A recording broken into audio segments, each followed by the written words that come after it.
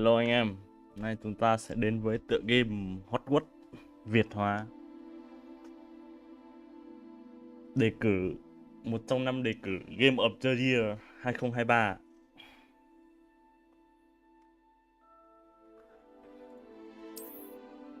Quay thôi nhé.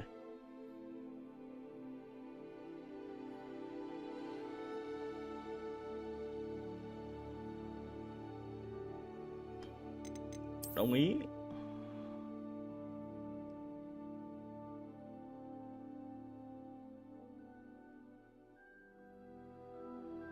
Chơi hết 5 game of the year đã. Hãy đổi game. Dạo ra nhiều game of hay mà.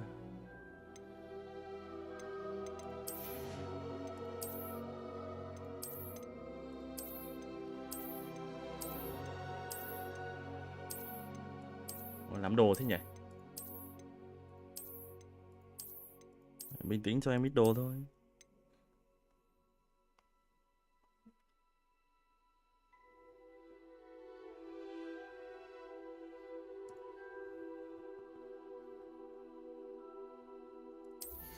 Siêu cao, siêu cao, siêu cao, siêu cao, siêu cao, siêu cao. Siêu cao, siêu cao, siêu cao. Ok. Thế thôi, thế là đủ.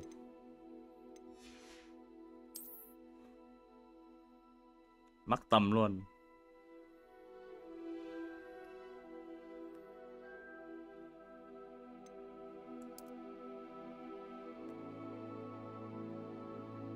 Rồi.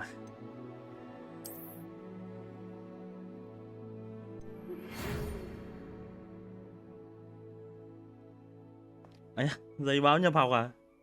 Căng đấy nhỉ. Chúng tôi rất vui được thông báo với trò rằng trò đã được chấp nhận để được tham gia trường ma thuật và phép thuật. Đấy, thấy chưa? Anh em tốt nghiệp Tokyo sang bên này học luôn. Khóa học sẽ bắt đầu vào từ ngày 1 tháng 9. Các học cụ cần thiết đã chuẩn bị và gửi trò đến chuyến hành trình tới lâu đài, và có thể trò đã được cảnh báo đạo luật giới hạn phù hợp về pháp thuật cho vị thành niên, nghiêm cấm sử dụng ma thuật ngoài trường học với người dưới 17 tuổi. Cấm sử dụng súng à? Tuy nhiên, do hoàn cảnh đặc biệt của trò, bộ đã rất chu đáo khi đồng ý cho giáo sư Elijah đến giúp trò trao đổi phép thuật trước khi hộ tống trò từ London tới lâu đài để dự buổi khai giảng và phân loại. Kính thư giáo sư Wesley. Nhập học thôi.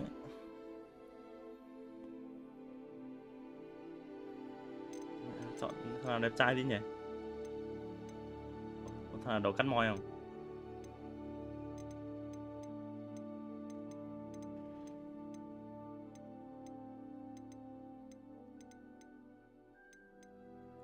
Đẹp trai này. Đéo được, con gái đầu cắt môi tí mới chất được.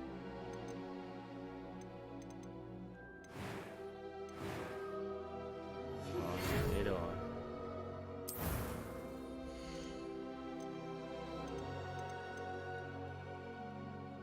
Ủa?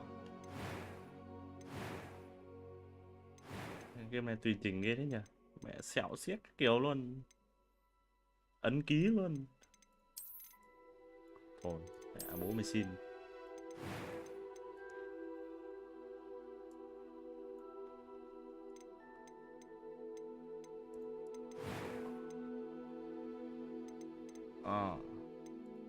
It was wonderful. A few cobwebs and some dust. Nothing to be concerned Có about. chỉnh giọng luôn này. Game này tùy chỉnh ghê thế nhỉ? Chọn độ khó có chuyện. Bình thường thôi. Đặt tên nhân vật của bạn. Bạn phải nhập tên để có thể tiếp tục.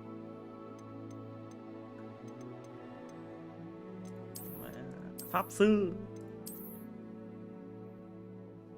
Tên ạ. Cây. Hành.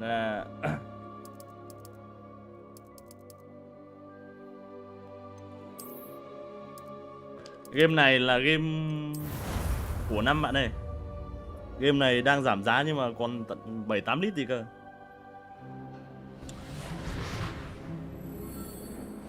Hog Warts. Yes sir. It appears we are almost ready to depart. It's a pity we didn't have a bit more time to spend on spellcasting. Giáo sư I Phích. presume you've been practicing the spells we worked on. I have, Professor. Well, I'm Tốt nghiệp quite sure Tokyo I've never rồi, bây giờ seen phải sang anyone đây take học so khóa nâng cao. quickly to a second-hand wand. Học You'll lên be tiến sĩ forced anh em to ạ. be reckoned with when you get your own. Thank you, Professor Fig. I appreciate you working with me before the term begins. Oh, Eleazar! George, glad my rather cryptic description of our location did not thwart your Một trong những đề findings. cử I've game of the operated year anh more em ạ. vaguely defined destination chơi than phí. this. Nốt cái này Though I chơi confess I may Desader have Evin 4. miscalculated slightly on my first try. Gave quite Hog the Warts fright Level some C. citygoers in the West End. It's been much too long. When I received your owl, I must say I... Best not speak here, Eleazar. Oh, Không of cho nói course. luôn à. Why don't we speak en route to Hogwarts? We have a start of term feast and a sorting ceremony to get to. Wonderful idea. As long as your young charge Tốt here nghiệp doesn't trường mind me Tokyo tagging along. được giấy nhập học bên Hogwarts After ngay. you. Ages since I've been to the Pháp kiếp castle. pháp sư tập Would sự. be good to see the old pile of rocks. Thế thằng này giống như mặt một thằng bạn tôi. Ông có dâu ấy. Phải đéo ở đây. Ôi, quật vào không khí à?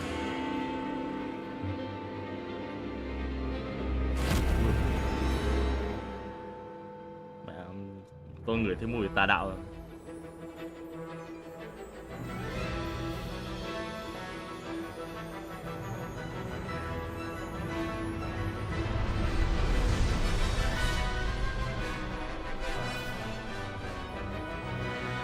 Chắc phải có chứ.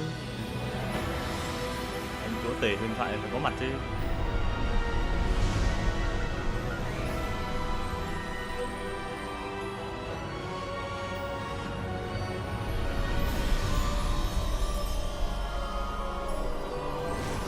Xe không ngựa. Ma quỷ sao? Glad I caught you before you left for Scotland. Scotland. Barely. And who is your traveling companion? A new student. New? Yes, sir. I'm starting school Yes, as a sir. 5th year. How extraordinary. It is indeed. None of the faculty has ever heard of anyone being admitted to Hogwarts so Mẹ học late. sinh lớp 5 mà. Nor have I. Of course, as the other fifth years will have been honing their magical skills for 4 years now, the headmaster asked if I could get our new student up to speed a bit before the term begins. Well, Làm một khóa vỡ you lòng couldn't luôn. have asked for a better mentor.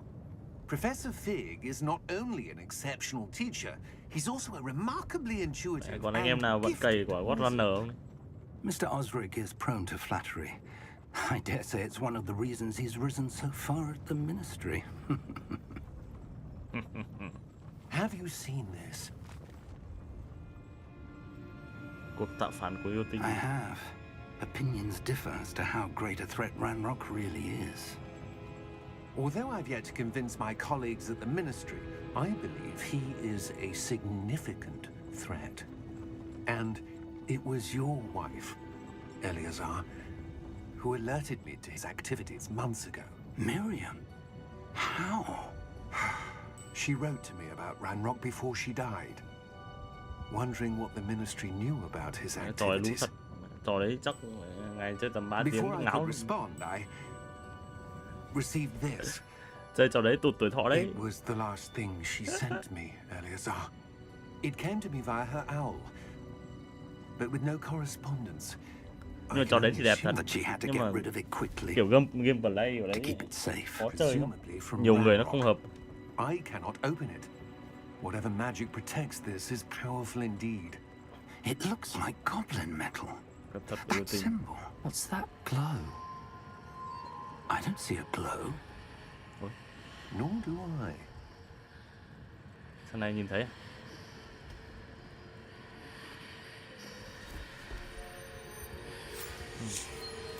Merlin's beard. How did you... Wait! We do not know. Vào đâu có thằng gì? Hãy lòng.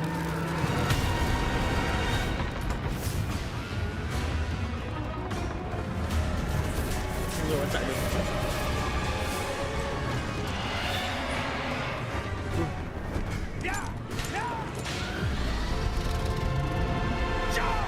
Đấy. Rồi xong mở đầu bay con lông xanh lượng, rất tuyệt vời.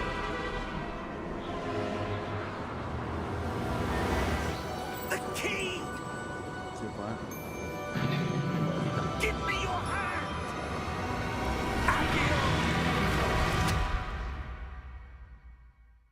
Ui. Mở màn hạt thế. Are you all right? You're hurt. Perhaps a bit. Quay luôn à? Take this. It's Wiggenweld potion.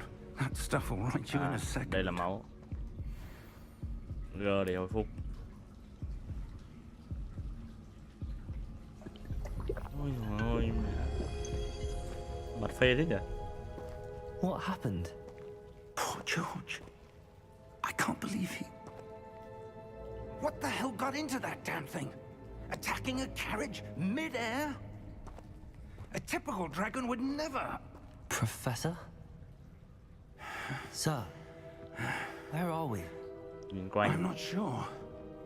But that key you discovered was clearly a port key. Port key? An item enchanted to bring whoever touches it to a specific Đưa mua máu place. ra cay thật. Game Hog Warts em I'm ơi. feeling better, sir. If you'd Cái trường like phép to look thuật. around a bit. I would. Game of the But Year stay đấy. close. We've no idea who created this port key. Or why. Wow. Game này có nên chơi bằng tay cầm không?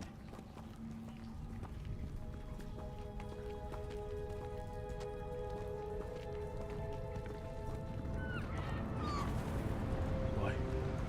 Game này cảnh đẹp thế. How far did that port key take us? Farther from London than the carriage travelled.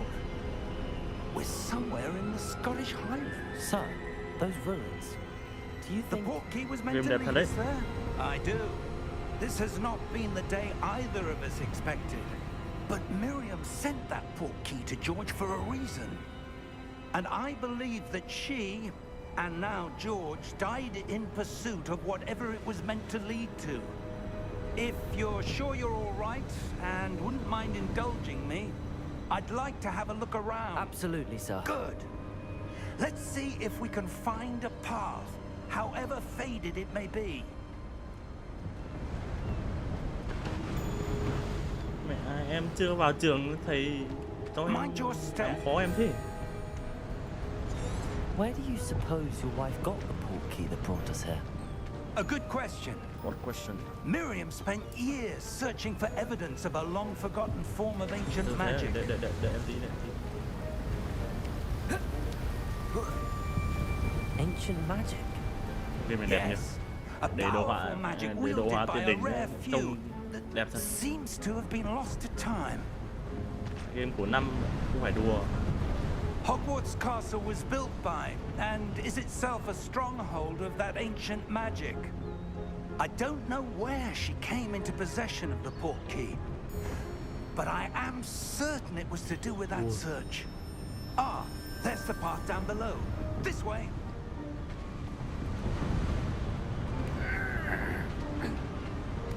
Game này hình như đang 7 xỉ hay là 8 xỉ đấy sao anh em nhỉ? For evidence of lost magic. Đang giảm giá rồi đấy. Miriam wanted to understand why such powerful magic disappeared from the wizarding world. Spoke of the good it could do. But magic is no different than any power.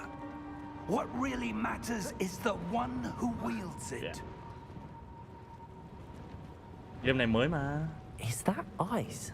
It's not cold enough here. Game này còn lâu mới giảm anh em ạ. Chắc đến tầm mùa hè Someone năm sau. wanted to block this path. Game đẹp thế này cơ mà. Let's see some of that one work you were practicing. Đổ phép à? Focus on the center.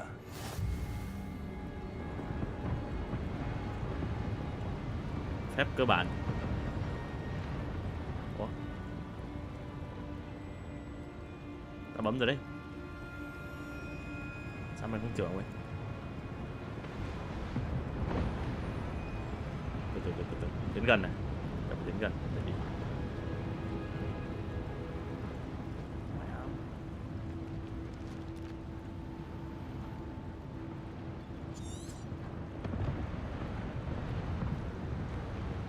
Đùa.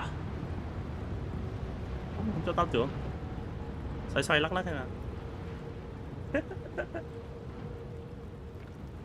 Lăng đâu bình thường anh em ạ. Bên TikTok nó bị thế thôi. Ủa? Mày bịp à? À về.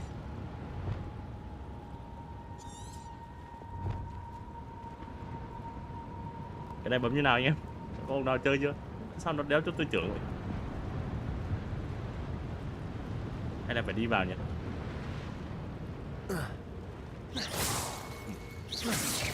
Pháp sư vật lý à? Lại cay rồi. À, cảm ơn bạn Toji nhá. Thank you. Con mẹ nó phải dí vào nó trưởng ạ. Bực thật. Anh em thấy lăng quá có thể xem bên kênh YouTube nhá.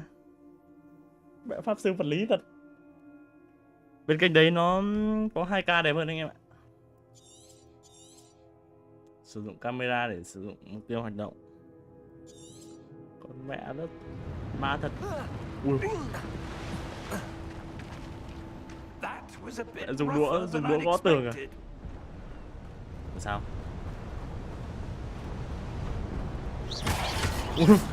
Phép thuật này lạ anh em ạ.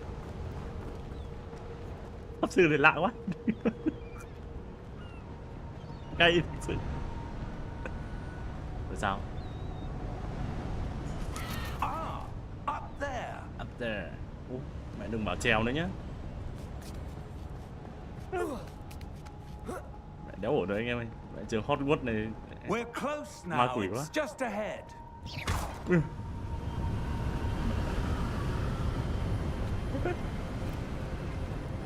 Hog Warts này hỏng rồi. Steady yourself. Cây thật. Reparo. Ui. Game này đúng xứng đáng game một thời gian rồi, đáng nói nhiều.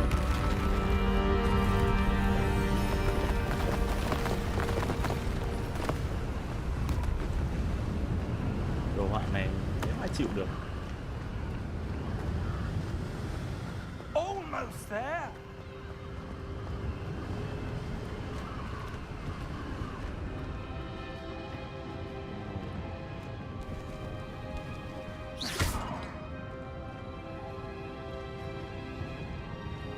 Why would someone have built this here? I suspect they valued their privacy. That portkey led us here for a reason. Let's have a look around for anything that seems out of place. Đi xung quanh và tìm thứ gì đáng ngờ.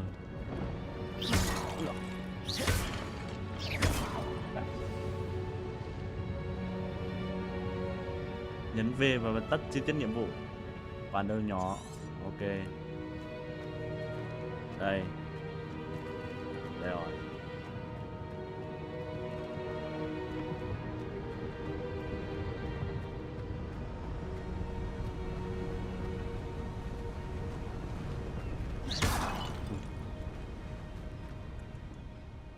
Beautiful.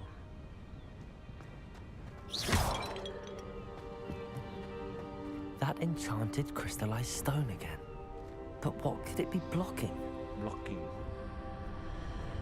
What's this? Đập cái này à? Professor Fig! Ui.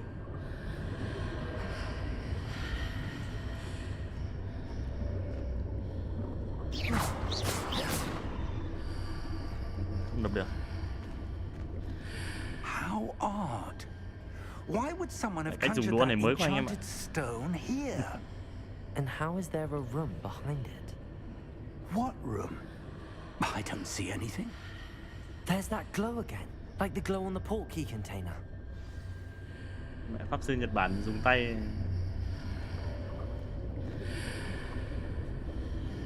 Điều tra.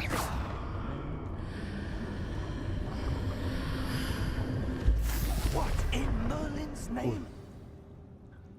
What the hell? Godric's heart. Where are we? I don't believe it. I don't believe it. Cái đéo ở đấy. Thằng nào ngáy đấy.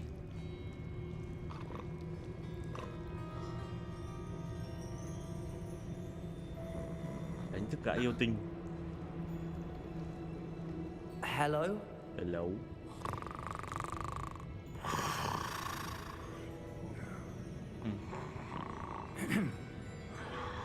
Ngủ kỹ thế.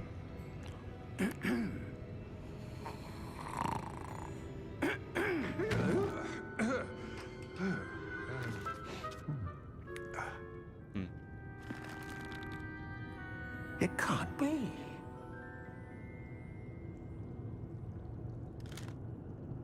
Just a moment. Just a moment.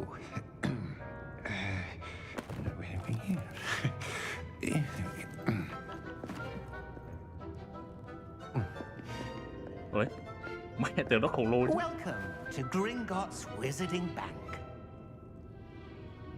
Vault number 12, I presume. Precisely. Mẹ tưởng nó khổng lồ cơ. The key. The key. Your wife's port key. Oh, yes, of course. Tại cả ngân hàng phù thủy á. This way, then. Stay close.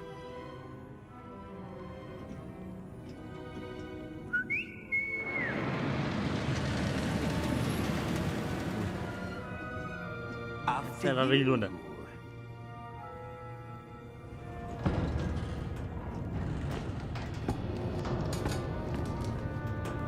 Keep your hands inside the cars if you don't wish to lose them.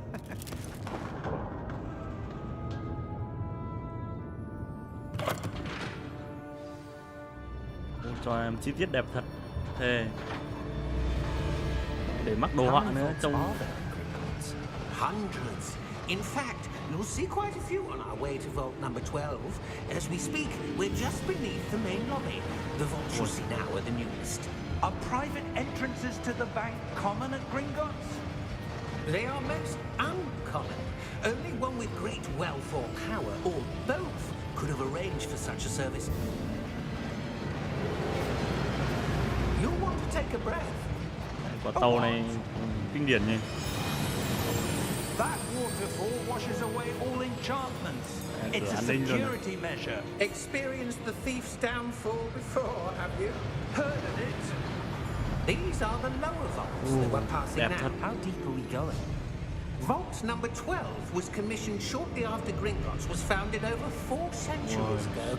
It resides in the deepest part of the bank. Settle in. We've quite a distance to go.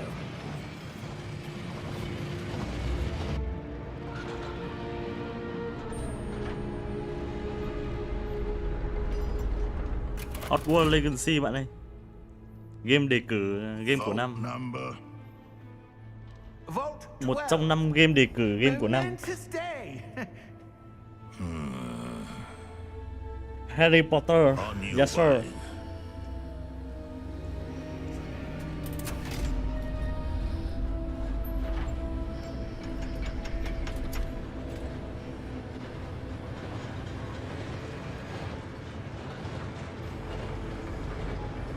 Game đẹp thực sự luôn đấy. Còn chưa đến màn mẹ thi triển phép thuật đấy. Like the glow you saw on the port key container? No, darker. I saw that same glow on the dragon's collar. Yeah, what was that? We were just wondering about that goblin back there. He watches Cho anh em over xem nó phải the Việt oldest hóa rồi. section of the bank. Tìm hiểu câu chuyện Rarely mà. anyone goes there anymore. Mất công chơi chứ đúng không? Cho anh em phải hiểu câu chuyện đấy chứ.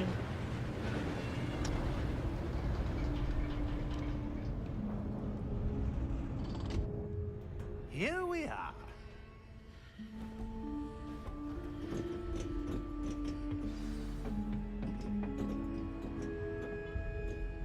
When was the last time this vault was accessed? A goblin has been stationed at my desk for hundreds of years. Game này có vẻ chơi bằng tay cầm dễ đấy anh em. No one has Mai tôi visited thử chơi bằng tay cầm Vault xem. 12 until today. Until today.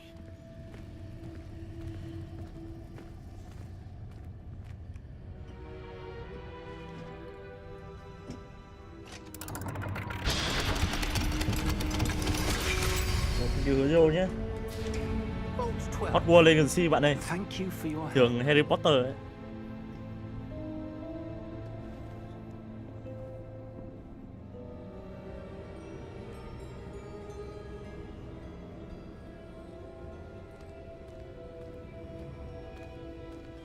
Có gen không nhỉ? Tìm What do Mary you Jane cái. suppose we should be looking for? I'm not sure. Sir, I wonder if you The might... instructions for Vault 12 indicate that I am to grant access to the holder of the key and then close the door. Close the door. Wait. Best of luck. Professor? That was certainly unexpected. Let me think. There must be something here. Revelio, perhaps. Revelio? Yes, a revealing Bùa tiết charm. lộ. No time like the present. Let's see what we're missing, shall we? Ready your wand and focus. À. Học thần chú mới. Nhấn phím phù hợp đúng lúc sẽ giúp bạn tăng tốc độ của biểu tượng. Con mẹ audition à? Sir.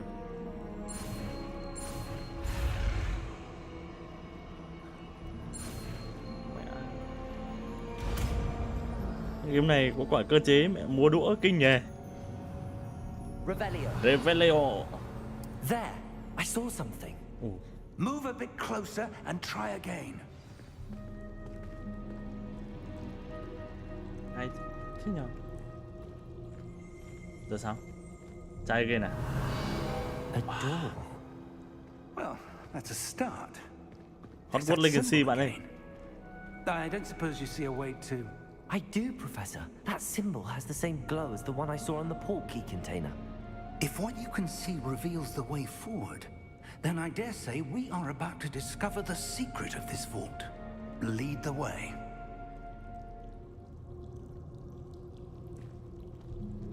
Đóng cái chìa khóa vào. Lumos!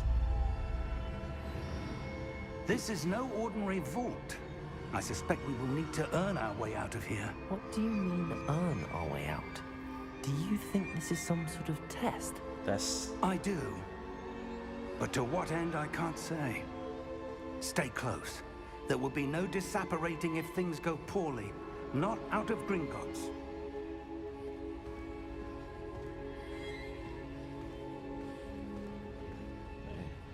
Game này 500k mẹ dứt điểm luôn, không phải nghĩ.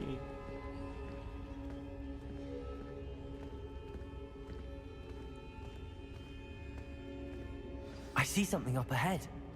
What is it? That glow again, but on the floor. Tương tác với ma thuật. Revelio. Lumos! What happened?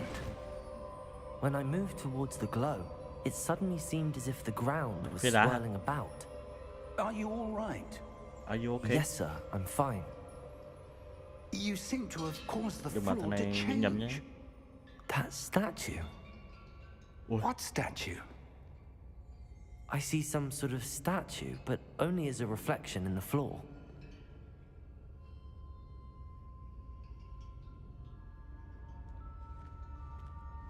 Revelio. I presume this is what you saw reflected in the floor. Revelio. It is. The reflection's still there, but the statue's positions don't match. Vị trí bức Wait. tượng không khớp. When you moved, the reflection turned in the direction of the light. Perhaps you should cast Lumos. Lumos. R là sáng, R là check.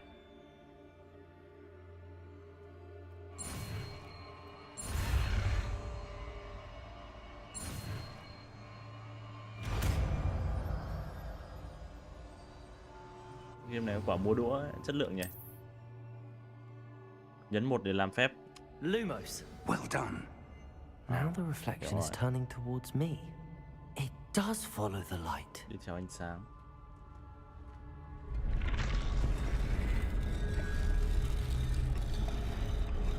Ủa.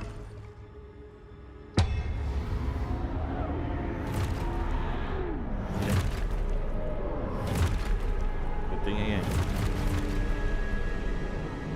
Look out! Ui, Potato! Accio! Defecto! Levioso! Deposo!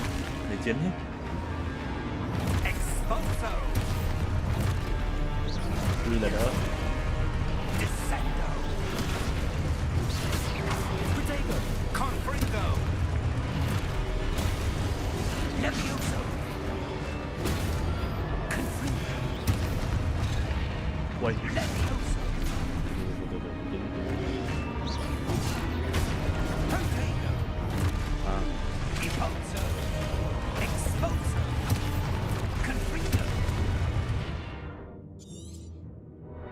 Ui.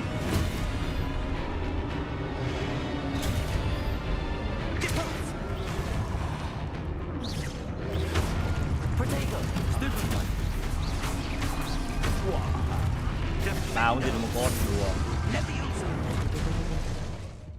Bình tĩnh.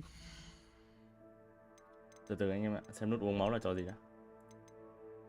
Uống máu. Hồi máu. G. Rồi rồi.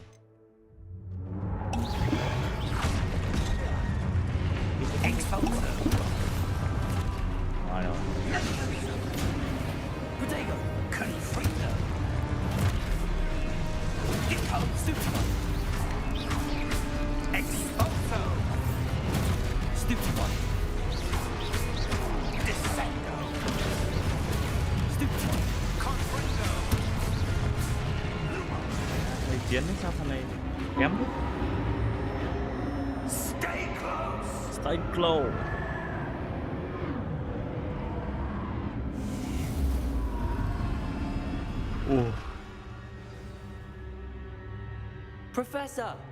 Professor Fig! Professor, where are you? Một bật đèn. This isn't good. Where am I supposed to go? Thầy đâu rồi? What's happening? The wisps of magic seem to be leading me somewhere. Đây, theo đốm sáng ma thuật. Hiểu.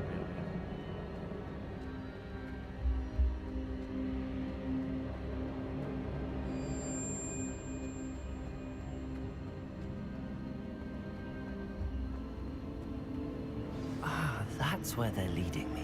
That glow again.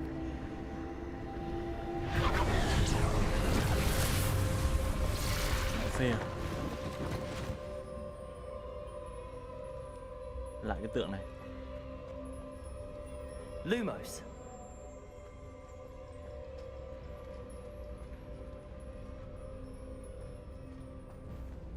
Kích hoạt các bức tượng.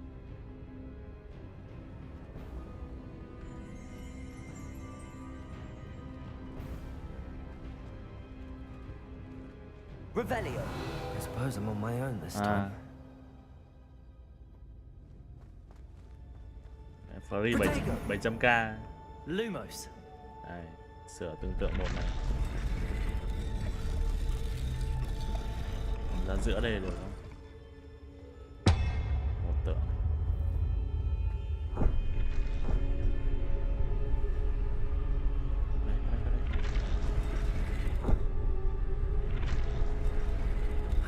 To align these statues with their reflections. Hai tượng. It seems I have no choice. I'm going to have to fight my way out of Sao here. được? Game of Georgia huyền thoại.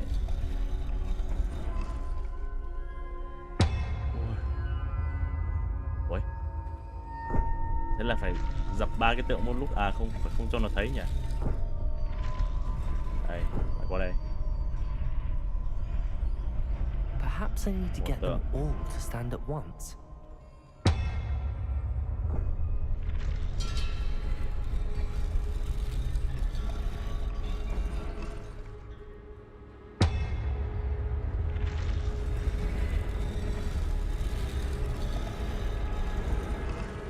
Chắc là nhàn không vậy? Ui. Ôi, tao chưa để ý mà.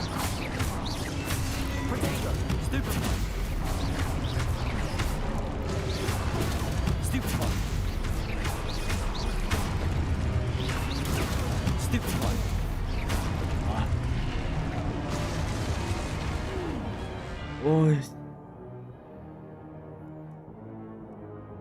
Trưởng pháp ghê thế nhỉ, giữ quy trong lúc để phản công và choáng kẻ địch.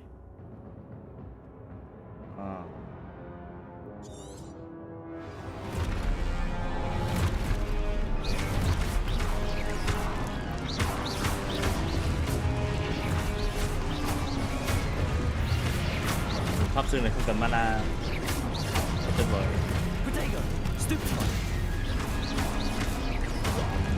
Yeah.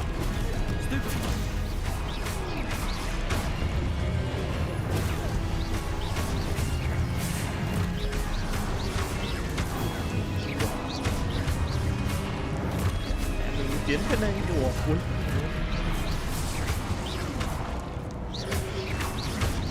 Ôi, đau đau đau. Potato! Stupefy! Stupefy! Ngon. Ui. Đột. Stupefy! Ôi thế rồi. Vui thế thôi, đừng vui quá.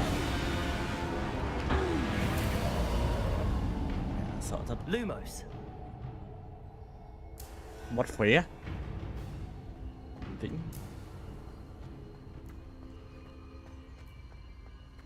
Nhấn ship để chạy. À đây. Mẹ, bây giờ nó mới chỉ mình chạy à?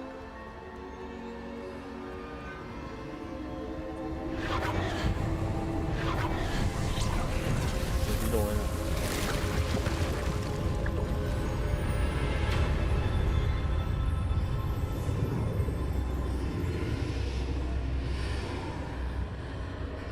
Nhá. Chết thử thế nào. Mày cứ phi hết chính tuyến là được không? Revelio! Được Valio. Bây giờ dưới nước à?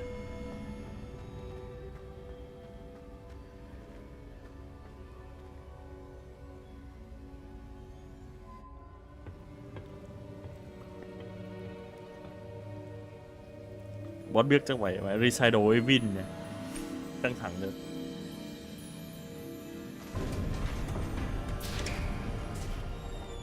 There you are. Ủa? How did you... Sao này lại ở đây? What is this place? I don't know. But I found this floating above that basin. That is no mere basin. That is a pensive for viewing memories. I wonder...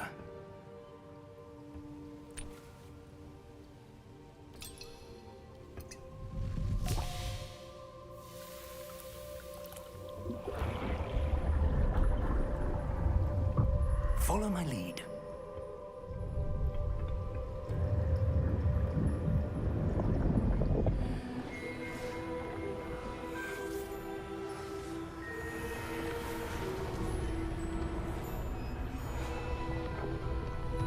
Cái này ma đấy.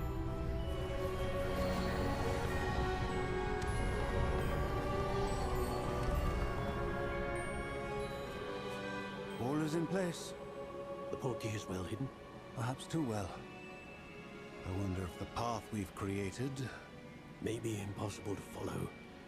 It will only be impossible for one who cannot see traces of ancient magic as I can. Đồ họa game này đẹp Your thật. ability to see what others cannot will Thế not giới mở be nữa thì enough hết sảy for us. luôn. We are entrusting the one who embarks on this path with powerful secrets, with knowledge others will do anything to obtain. Yes, and if we are correct, Charles, the witch or wizard who completes the trials will have proven themselves worthy of that knowledge and the responsibility that accompanies it. We've done all that we can.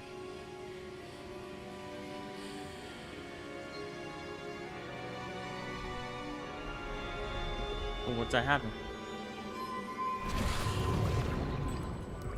Game of the Year thì cứ phải nghiên The cứu glow dần. that surrounded them. Yes, sir. Astonishing. Can I see magic? Traces of an ancient magic, to be precise. Magics. The magic that Miriam had always believed existed, but could never... Ma thuật cổ xưa nữa. Cái gì nhỉ? Miriam, and perhaps George, died in pursuit of knowledge that has been dormant for centuries. And you, it seems, are the key to understanding why. We were... It all looks rather different than it did a moment ago. Someone's coming. Lum, lum, lum, lum, lum. Who were they? I don't know. But, sir, you shouldn't be in here. Đây là có soi sáng dò tìm. was right. Thằng này trong chiến. Ranrock. Răng rocks. Seems my reputation precedes me.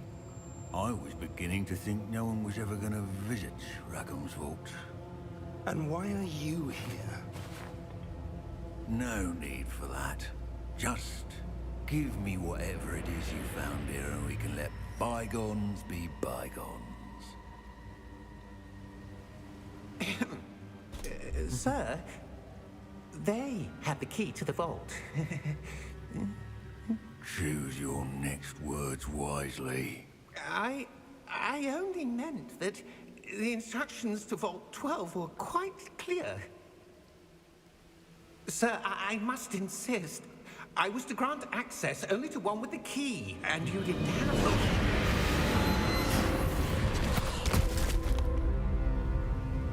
Có nhiều hay họ sống. Patience for traitors.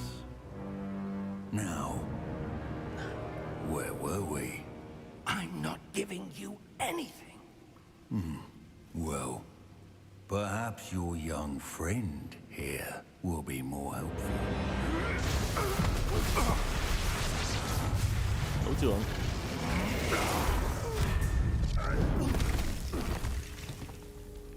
Thank you, đi ngôn nhé. Thank you.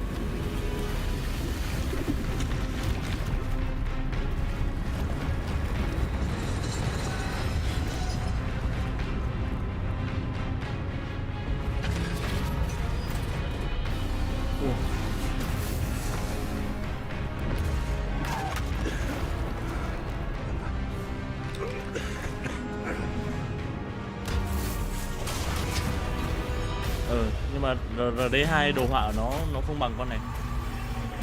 Con này đồ họa nó chi tiết hơn.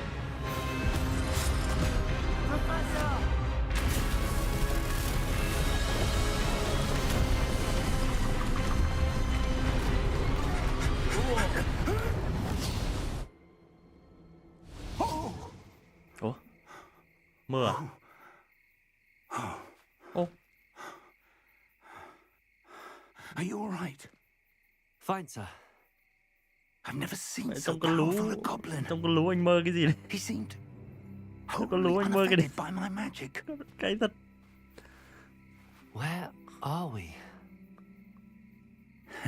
It can't Con boss này be. nhìn cute này có ăn đâu mà. It seems those who set up the pensive, the locket, and the path to both wanted someone with your ability to end up here. Come. Hog Warts bạn ơi. We have a sorting ceremony to get to. Harry Potter. Yes sir.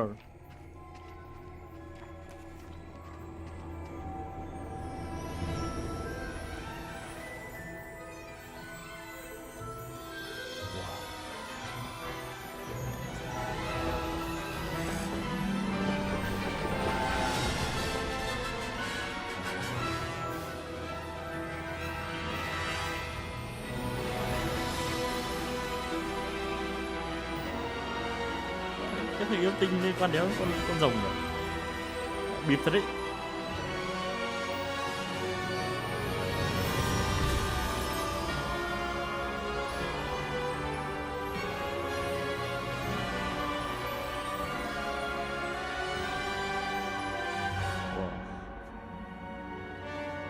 Hog Warts Legacy.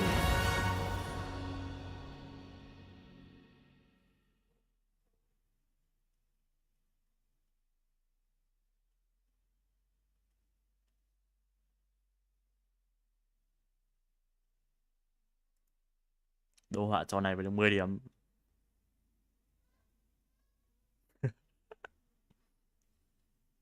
Hay nhỉ. Không biết vào trường có vơ được con nào không?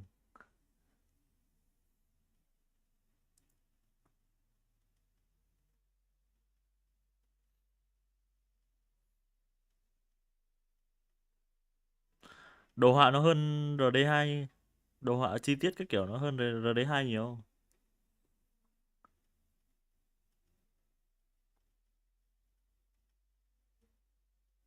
Ôi mẹ, loát ninh map lâu thế.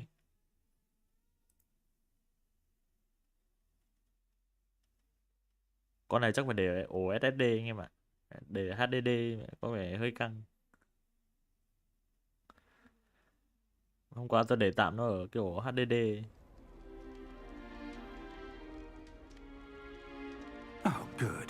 We haven't missed the sorting ceremony. Con này bán sale còn I'm no 7-8 lít gì expert, đấy. but Giá gốc của nó triệu 2, triệu 3 gì đấy cơ. Appropriate. Now, I need to study this locket as soon as I can, but first I must contact the ministry. They need to know what happened to George and be warned of Ranrock. For the moment, I ask that you keep all that's happened this evening between you and me. Of course, sir. Of course. Thank you. Ready for the sorting ceremony? Lớp nào nhiều gái xinh nhá. Không nhiều gái xinh không vào đâu. Ủa.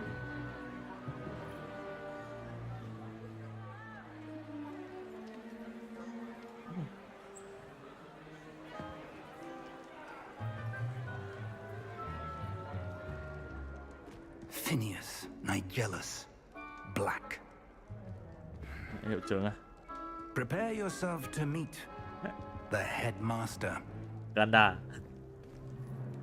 Fig, nice of you to join us. The sorting ceremony's over.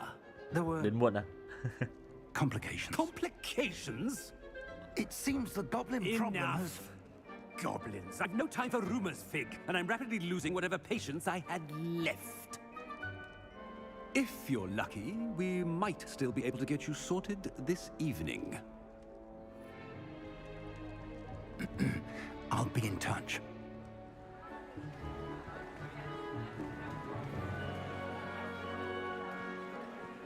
Ui. Khai giảng trông nhìn liên hoan thịnh soạn đấy nhỉ. Lấy tao trai tái mèo.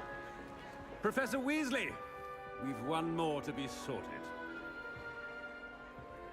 Welcome. You're just in time. Have a seat. Spoil lại mất vui. Nhưng không biết cái game cuối có hay không. Hay thì hôm nào ra test.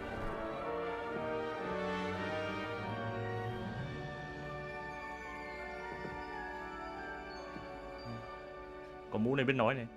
Sao lại có mặt này? Yes, a bit older than the others, aren't you? You come here with preferences and preconceptions. Certain expectations.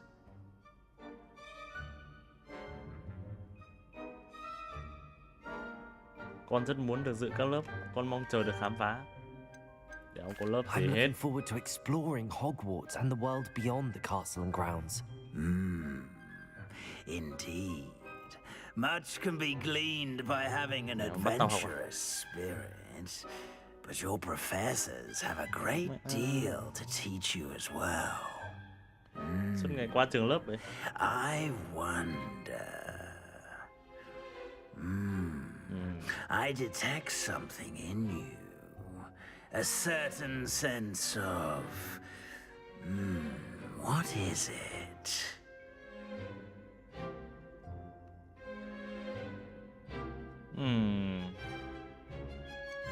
Ta phát hiện ra một sự giàu. Is it ambition? I may seem single-minded, but it is important to go after what you need want from money. life. Interesting. You've recently learned that you possess a rare ability. I detect a growing sense of ambition, an eagerness for power. Perhaps you belong in Slytherin. Slytherin.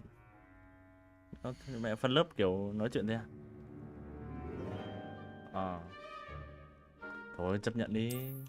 Gì tốn thời gian. Mẹ chọn lớp nó có đổi cốt truyện không? Nó cốt truyện nó giống nhau.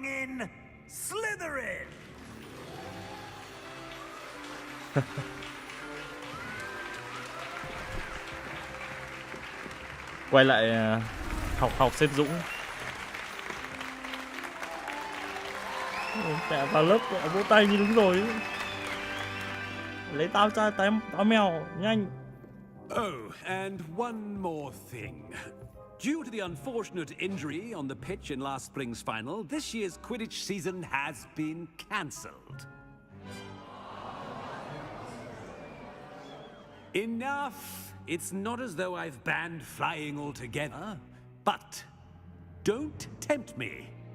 You are here to focus on your academic futures.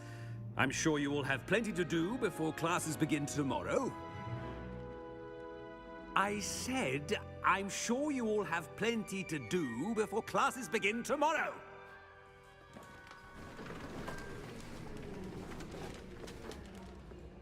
Quite an entrance. It's lovely to meet you. I'm... Professor Weasley, would you be so kind as to show our new student to their common room? I shall see to it, sir. As I was saying, I'm Professor Weasley. Pleased to meet you. Nice to meet you as well, Professor. Nice to meet you. As Deputy Headmistress, it is my distinct honor to show you to your common room. Right this way. Phòng sinh hoạt.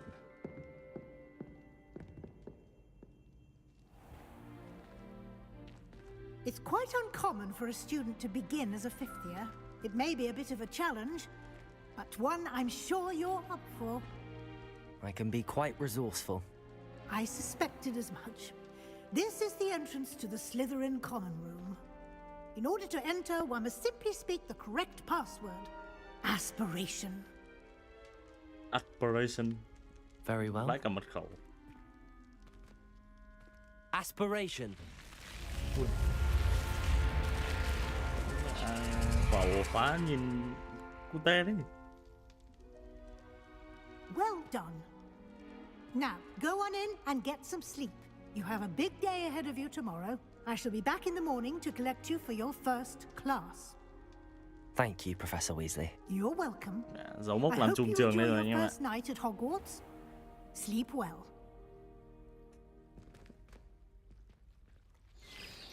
Anh tuyên bố anh là trùm trường.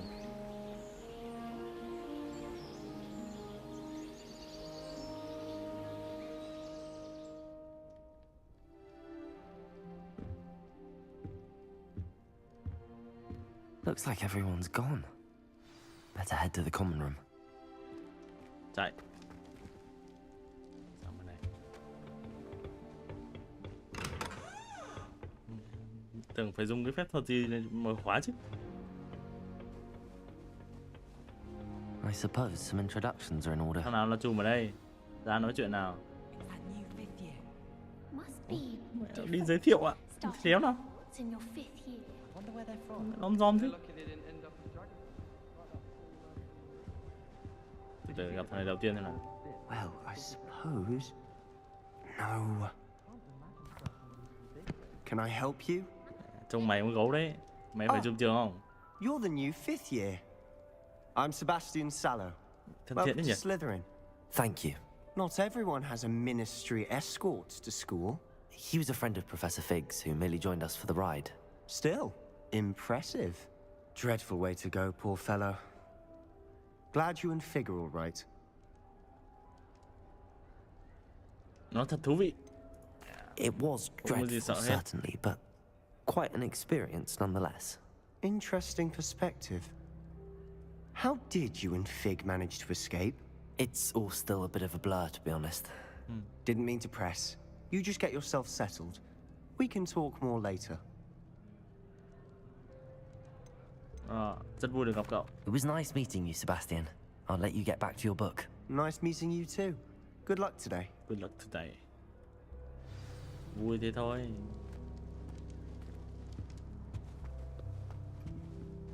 Mấy con địa cầu này bấm vào được gì không?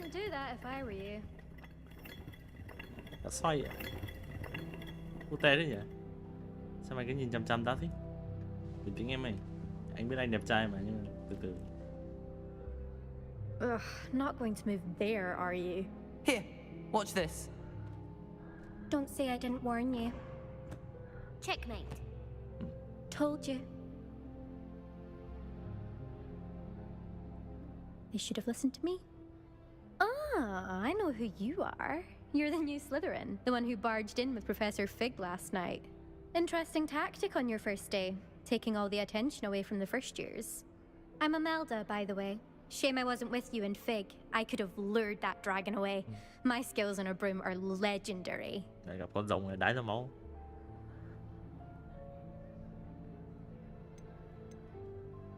Ước gì ngồi đó. Perhaps Professor Fig's friend would have survived if we'd had your help. Precisely. Perhaps one of these days I'll show you a thing or two about flying. I can teach you more than Kagawa ever could. Speaking of which, I'd like to get in some time on my broom before classes. Tạm biệt. Goodbye, Imelda. Nice meeting you. Nói thế thôi, trẻ con không nên nói nhiều. Sắp thằng này giống trùm trường đấy nhỉ? Thằng này chắc giống trùm trường này. Hài lòng. I think I heard one. Doubt mermaids find us that interesting. Based on all the chatter when you entered the common room, I'm guessing you're the new 5th year. I'm Ominous. Ominous Gaunt. Nice to meet you, Ominous. Well, you certainly had a memorable arrival. Well, if I'm going to make my mark here, I had to start right away. You're definitely in the right house. Do let me know if I can be of any help as you navigate your first days here, though I doubt you'll need it. Rất vui được gặp cậu. Thank you, Ominous. Very nice to meet you. Pleasure was all mine. Don't be a stranger. Tưởng phải oánh nhau một Is trận the chứ. new 5th year Slytherin in here? Professor Weasley's waiting for you just by the stairs. Vừa mới đến trường đã bị giáo sư gọi à? Bật mì. Sao?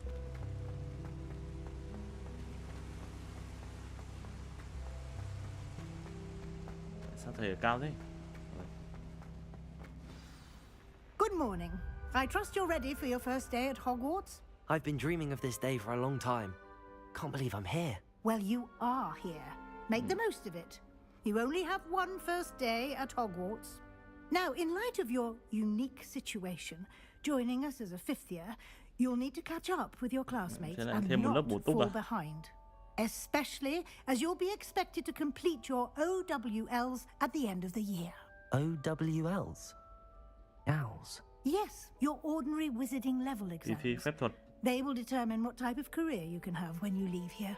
After much discussion with the headmaster and the Department of Magical Education at the Ministry, we've devised something extraordinary to ensure your success. Here you are.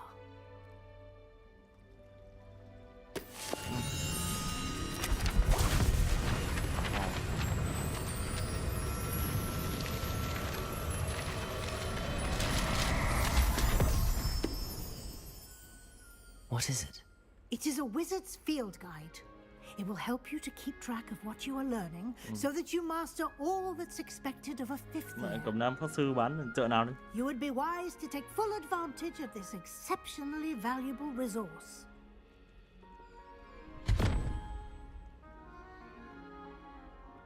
Thank you, Professor, but what do you mean it will keep track of what I'm learning? Perhaps seeing it in action will answer any questions you may have. Walk with me and we shall put it to the test.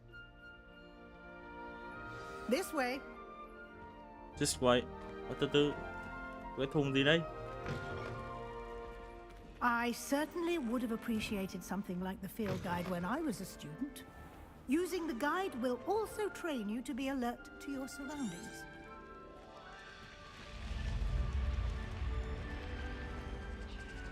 The guide will give you opportunities to practice your magic and educate yourself about wizarding lore.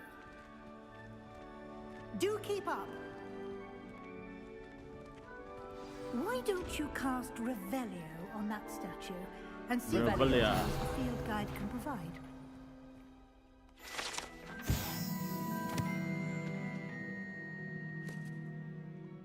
Bức tượng mô tả con ngựa nước Kepe, một con thủy quái có thể thay đổi hình dạng sống ở Ái Nhĩ Lan. Một con ngựa thân dài.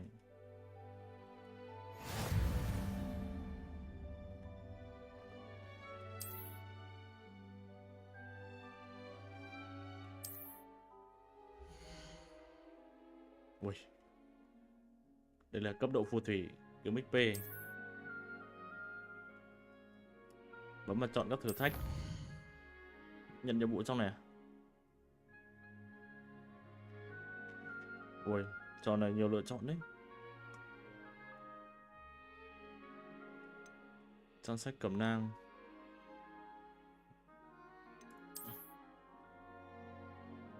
Thu thạch các trang sách cẩm nang.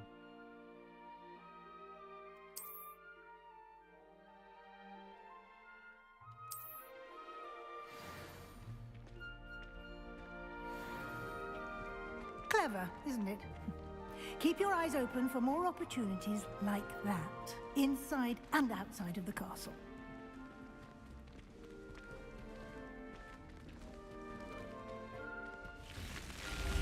Ui.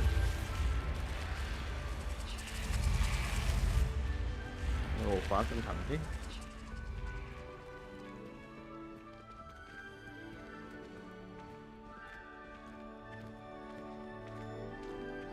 Ah, good timing. Perfect opportunity to show you how to use flue flames to get around a bit quicker. Your field guide contains a map of the castle. Open it up and find Central Hall. Teleport à? Điểm truyền thực thời. Map này chắc rộng lắm mới có mấy cái teleport này.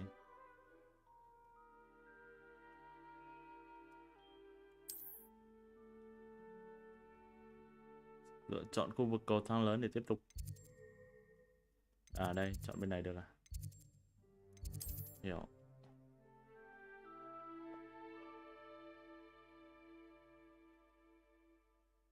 Với góc nhìn này bạn có thể nhìn thấy các đốm lửa chưa được khám phá. Ok. Tháp Thiên Văn Thư viện. AD để xoay. Rồi.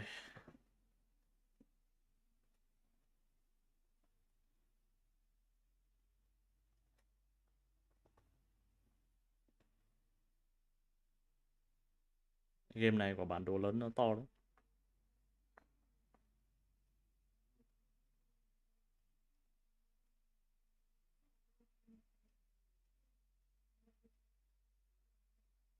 Game này chắc phải để ở ổ SSD thật. Không load map. Chút.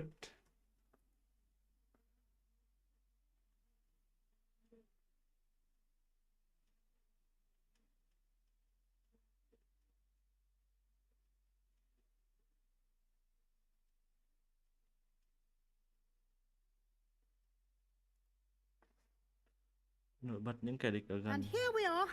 Quite the time saver. These stairs lead directly to Central Hall. You can get almost anywhere in the castle quickly from Central Hall. Sảnh trung tâm. Always something happening here. It's the heart of the hive, our King's Cross station, so to speak. Ngã tư vua. That should be all for now. You'll be expected to attend both Charms and Defense Against the Dark Arts classes today. And I'd like to be sure you get to Hogsmeade as soon as possible to replace the supplies you lost on the way here. Cảm ơn.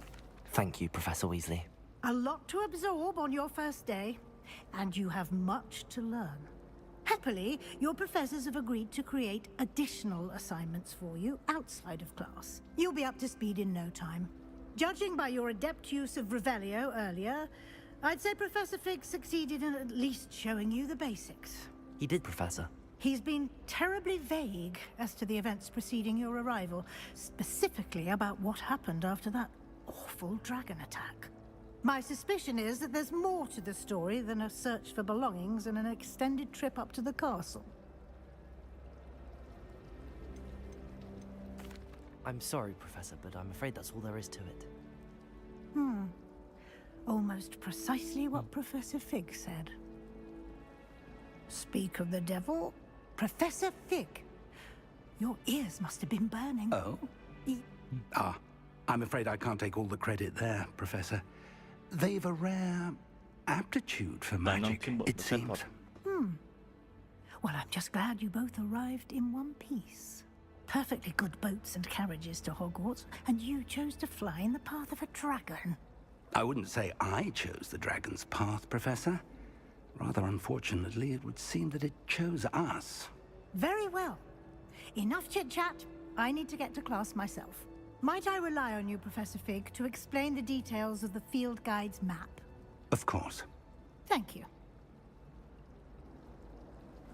Good luck today. And remember to use your field guide. It will be invaluable to you. and invaluable to me, as I'll be using it to keep up to date on your progress. Yes, Professor. Come and find me in my classroom after you've attended both classes today, and I'll explain more about those assignments I mentioned. And we'll see if we can't get you to Hogsmeade for those supplies.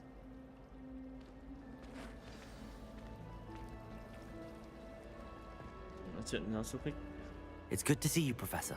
And you. I was hoping our paths would cross today, before you immersed yourself in studies. Did I hear you masterfully evade Professor Weasley's interrogation regarding our late arrival?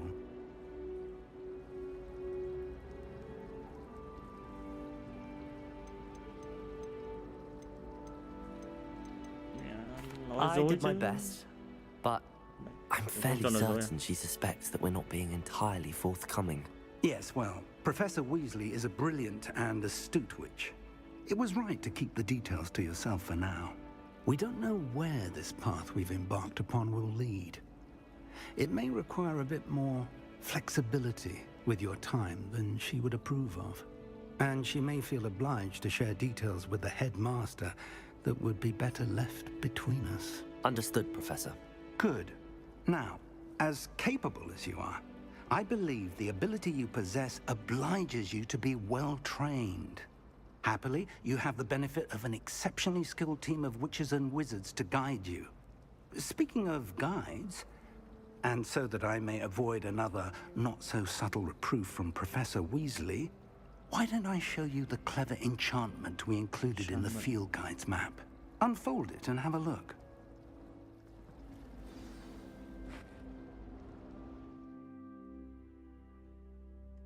Mở bản đồ. Nhiệm vụ chính. Mở khóa tính năng mới và đặt FP.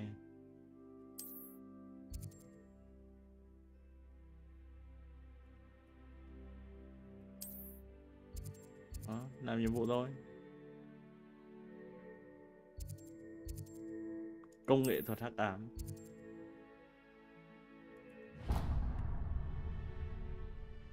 The map is enchanted to help you find your way. This will be incredibly helpful. Thank you.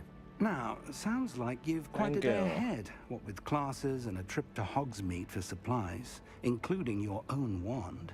You'll enjoy Mr. Ollivander. He's an exceptional craftsman and a good friend. I shall reach out when I have more information about our mysterious locket. For now, focus on your classes and pay attention. More than your owls may hinge on the magic you are able to master within these walls.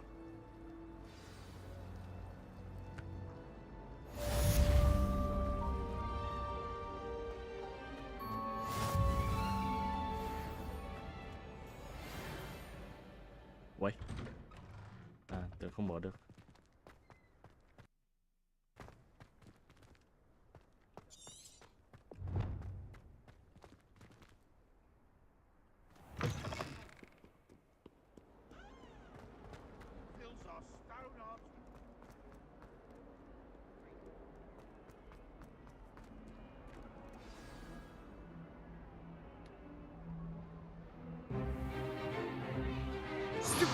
Yeah.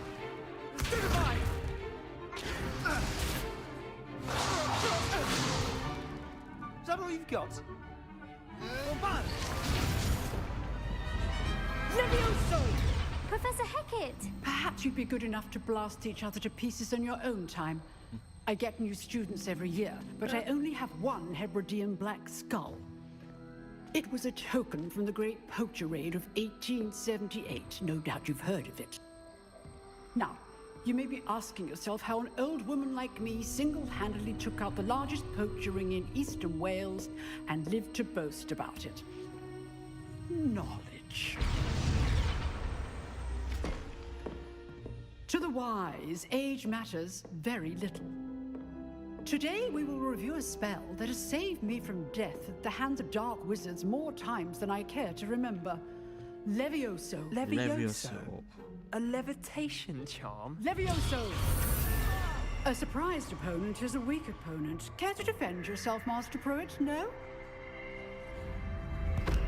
One thing I've learned as an unspeakable is the value of simplicity. especially in the heat of battle. Now, let's practice what we've just learned, starting with something small.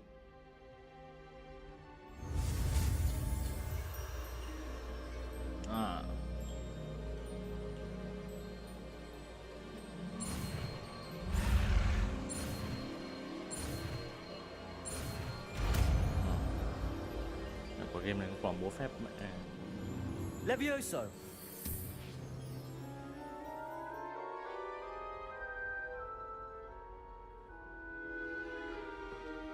Now, let's try something a little larger.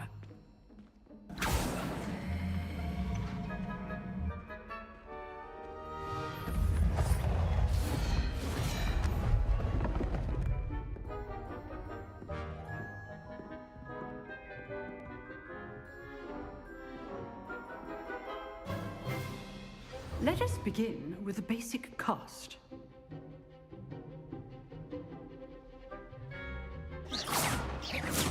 See how the dummy deflected your cast? This time, cast Levioso first, then the basic cast. Remember, a surprised opponent is a weak opponent. Levioso. Now, the basic cast. Well done. Levioso. Good. Now, well done.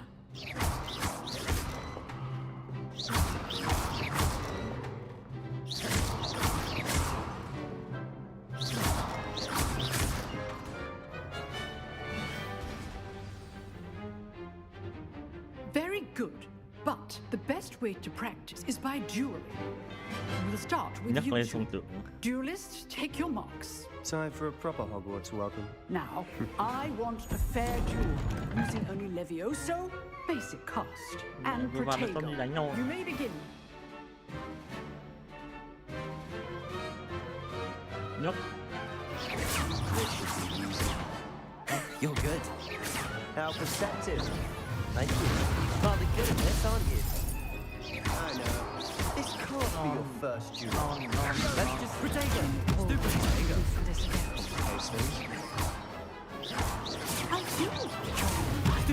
Tao là trùm trường rồi. Mấy tuổi. Quên.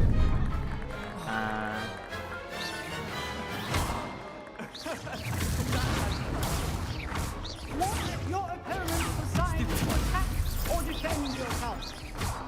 Levioso. Levioso.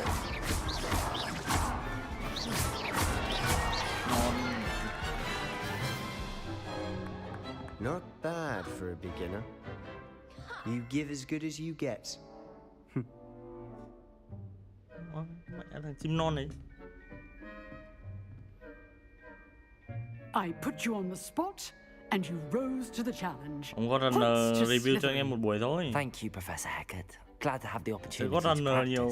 If what I've seen today is any indication, we can expect great things from you. I demand excellence from my students. They are capable of achieving it. Phải đi làm một khóa liên thông bên Hogwarts rồi. A classroom duel is one thing, but battling dark wizards, or as ever more likely, goblins, is a different kettle of Grindylows entirely. Understood, Professor. So, I'd advise you to keep practicing whenever you can. Perhaps Mr. Sallow will have some ideas for you. Again, well done today. I shall reach out soon with additional assignments. All right. That's enough spectacle for one day. Class is dismissed. Đã giải tán rồi. Nice work. Rồi có cái thùng ở đây.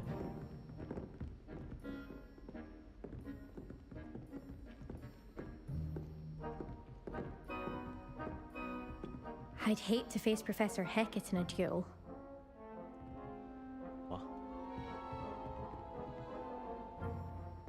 Có hình thùng đồ đây làm gì ta? I enjoyed that. Well, that duel was quite something. Everyone will be talking about it. It was certainly good practice. Practice? Felt more like I was dueling an expert. Didn't expect a new student to be so deft with a wand. Then again, perhaps this wasn't your first duel. Khai giảng xong rồi. Mẹ vừa đánh nhau xong chiếm được vị trí trùm trường rồi. In fact, it was. Perhaps I have a knack for it. Be quiet if you like, but I know better. Magic Tao là requires trùm trường, không intention nói nhiều. and talent. You know, you might be a perfect fit for a certain exclusive, unsanctioned dueling organization. Nghe hấp dẫn đấy. Exclusive and unsanctioned. Count me in. Excellent. Knew I was right about you. If you want to get the most out of your time at Hogwarts, you're going to need to break the rules now and then. Whether it's joining a secret dueling club or sneaking into the restricted section of the library, chắc cân được. you just have to be clever enough not to get caught. Thank you, Sebastian. I'll keep that in mind. Good. Pleasure chatting with you. I'm sure I'll see you soon. Perhaps See you somewhere soon. unsanctioned. We'll see if your performance today was sheer luck or actual skill. Look for Luke and Brattleby near the clock tower entrance. If you're interested. Till next time. Thịt luôn thầy chứ sẵn gì.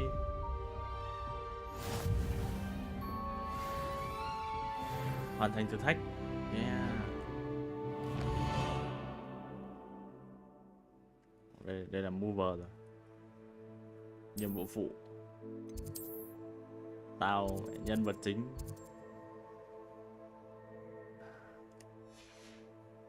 Đi đến lớp bùa chú.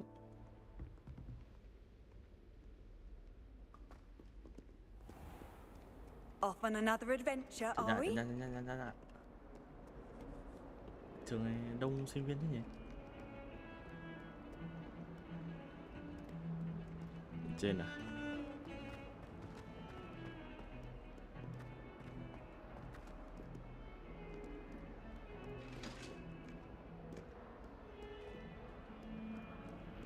Trường rộng quá.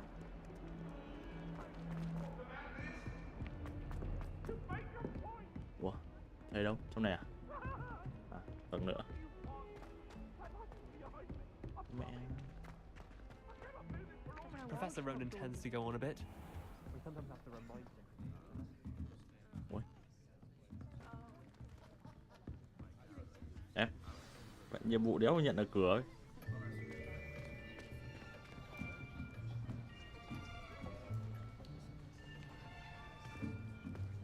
Here, behind you. There is an open seat here. Thank you. Hello, I am Nettie. So you are the new student. Have you met Professor Ronan yet? Shall we begin? Welcome to Year 5 of Charms. Now, this will be a crucial year in your education on the art of charm work. But I am confident that we will take hold with the passion and rigor requisite of such a challenge. Right, now, everyone, please open your textbooks to page 517. But before we begin, can anyone here tell me the difference between the incantations of the color change and growth charms? Anyone? Anyone? Bùa đôi màu, bùa tăng trưởng. I am afraid it is too late to study now. My, the summer months must have really taken a toll on you all. By the looks of it, you all spent your holidays practicing Obliviate on one another. Do you even remember how to perform a basic summoning charm?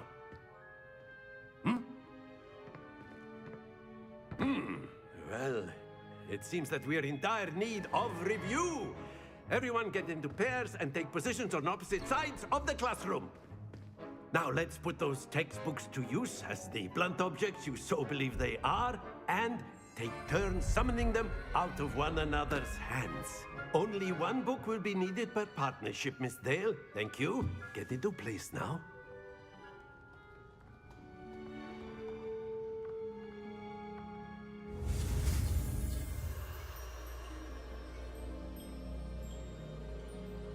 Nó chỉ na ná thôi.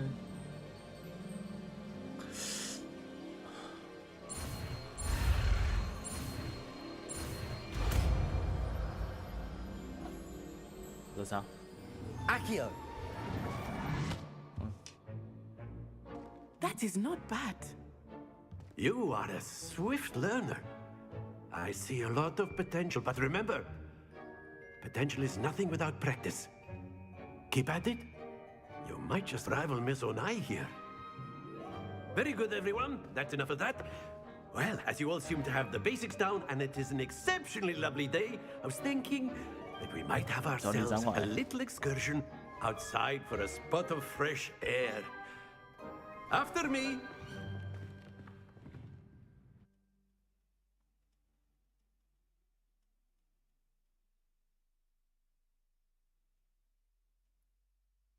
Có mục tiêu. Cắp lóc ạ. Mày khó mục tiêu mà cắp lóc ạ.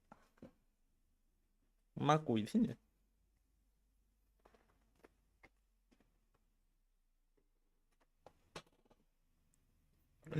Chắc bản của nhân vật đắt thật. Không gặp con bé tóc vàng.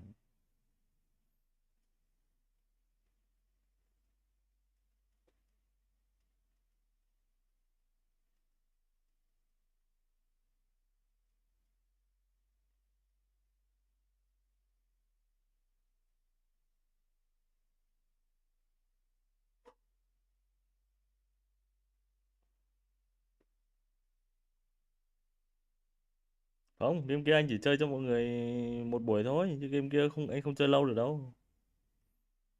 Ngáo đấy. Lâu rảnh cho chơi tí thôi, chơi nhiều chết đấy. As I'm sure the Quidditch players amongst us would agree. So, what better than a bit of sport? Chơi game kia lòi tờ phòi ra chết dở. To the test, right? Phải học liên thông thêm một khóa phép thuật này.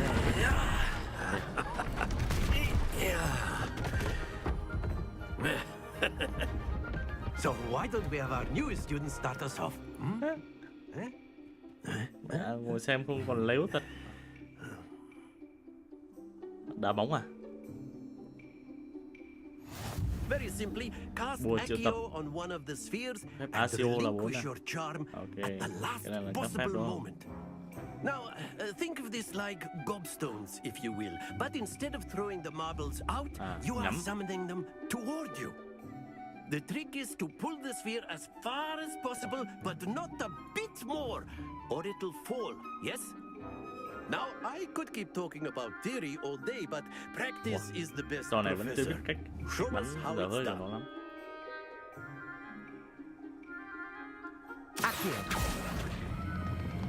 That's it! Not to worry. Cái này còn phải nhắm nữa. Very good. Happens to the best of us. Splendid. Này pháp sư Tokyo không bằng rồi. Very good. Points to Slytherin. But there's certainly no sport in playing without some friendly competition. Miss Onai, would you care to give our new student a bit of a challenge? Tầm này mà like What Runner nhiều ngáo hết. Viewer ngáo hết. You'll be the blues just as before, and Miss Onai, you are playing red. Clear? Yes, sir. Quá. Kéo về xong rồi. Kéo về cho nó không rơi xuống đúng không? Mẹ đi. That is how it's done. Mẹ, đéo lấy phát 50 điểm vậy.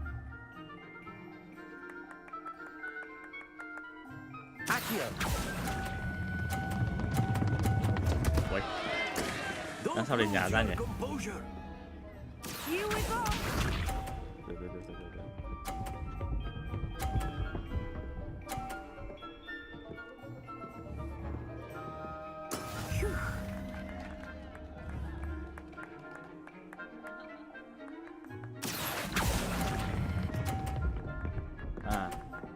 Bấm số 4 lần nữa à?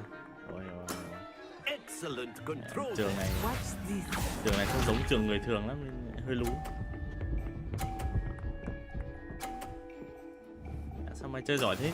There we go.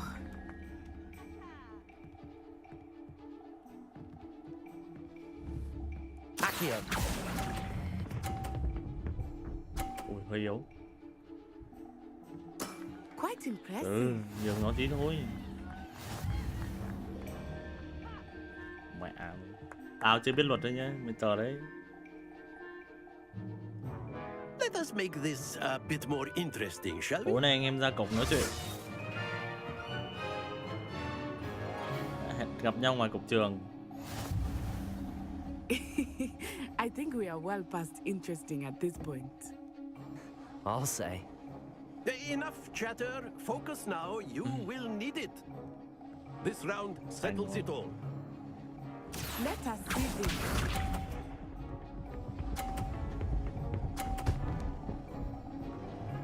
Ghê thế nhỉ? Ồ nó friend này ghê quá. Chờ ra tí.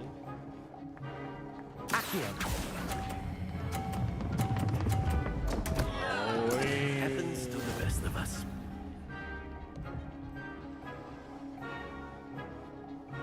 Here we go. Con đá vào đít nó được không? Rất bẩn tí. Ghê thế.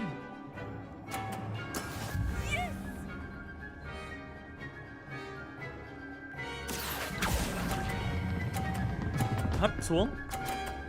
Mẹ cho hai quả cùng lên vậy. That's it. Hỏng.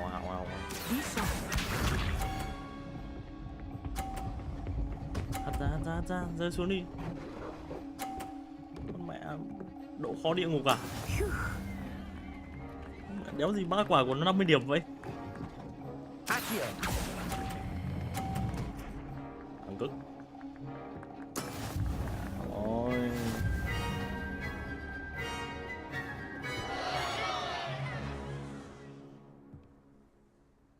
Very good, both of you. Well done. Mày cứ chờ đấy. Đến ra cổng trường nói chuyện riêng.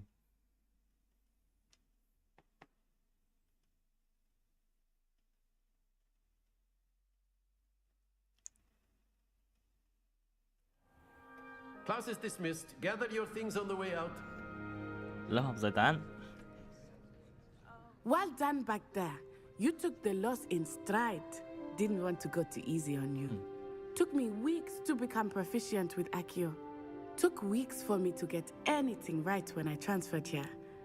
It gets easier, I promise. Không sao. May cho cậu. That's good to hear. It's a lot to take in all at once. To put it lightly, I remember how I felt when I first Tưởng Pháp arrived. ghê vậy. I transferred here from Ouagadougou just before my 4th year. My mother received an offer to teach divination here. Before I knew it, we had left Uganda and were halfway around the world at a new school in a new country. New country. Rất vui được gặp cậu. Well, it's been nice talking and competing with you. And with you. I think Professor Ronan wants to talk to you. Better not keep him waiting. Until next time. Of course, you can use a word if you would. If you're so inclined. You wanted to speak with me, Professor? I did. I trust your first charms lesson lived up to expectation? Well, an outdoor competition wasn't exactly the lesson I was expecting, sir. What charm is there in the expected? Miss Onai is a talented witch. Take it in stride. One often gains the most from the battles one has lost. Of course, Professor. It was a challenging match. Miss Onai is always a fierce competitor, though I sense that she is a bit distracted of late. Now, Professor Weasley has asked that your professors give you instruction outside of the ordinary curriculum.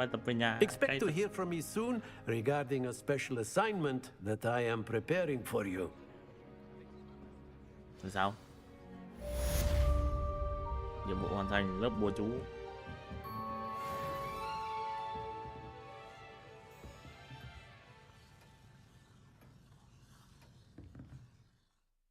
Thì như bà kia đang chờ mình ngoài sao?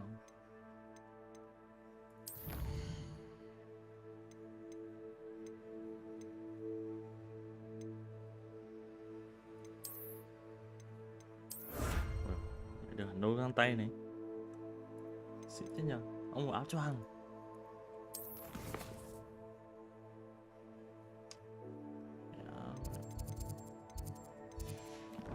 từ. Hello there. You're the new student, aren't you? Mày lại cướp danh hiệu trùm trường của tao đúng You không? wanted to speak to me? Samantha Dale. I've been eager to meet you.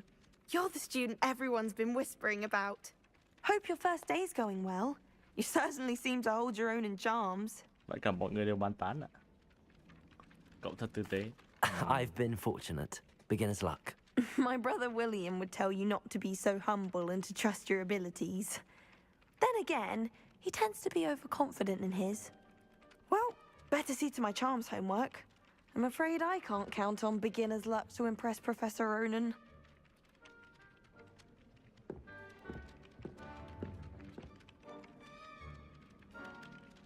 Rồi.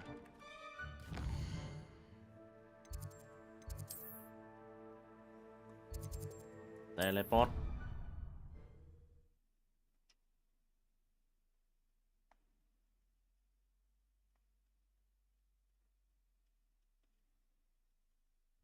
He said it was a creature. Vậy khi nào mình mới được cưỡi con rồng?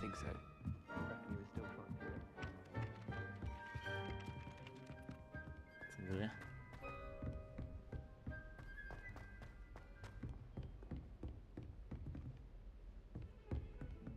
Rồi, cái map này nó khó điều khiển quá. Nó còn chia tầng trên tầng dưới nữa. Đánh dấu cái này.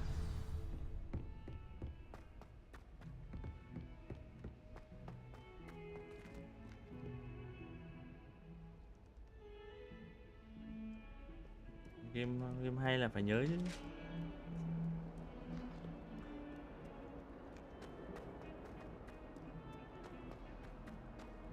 Đấy, quay lại thời gian đi học bao vui.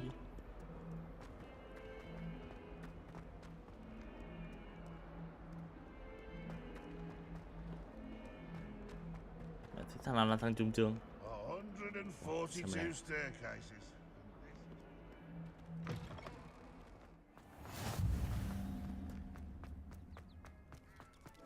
Gì đây? Sao là con mèo đây?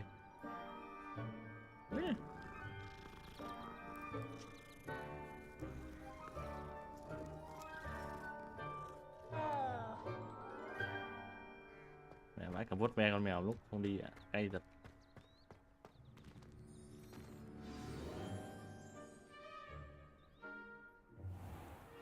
Còn lớp học thêm nữa. What about the room, Professor? I was thinking the same thing, Deke. Perhaps you could help. Oh, excuse, Deke. Ah, there you are.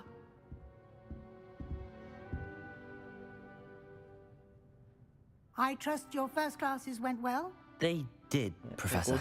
I heard as much from Professors Hecat and Ronan. Seems Professor Fig taught you quite a bit before you arrived. I'd wager there's a good deal more to your travels here than what you've told me, isn't there?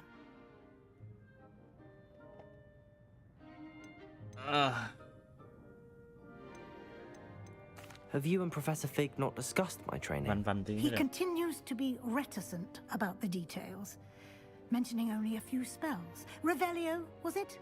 And Lumos? That's correct, Professor. I see. Like trying to get a sonnet from a streeler. Regardless, you must continue to build upon what you've learned. In that regard, I've asked your professors to help hasten your progress with some extra assignments. Đúng trường học.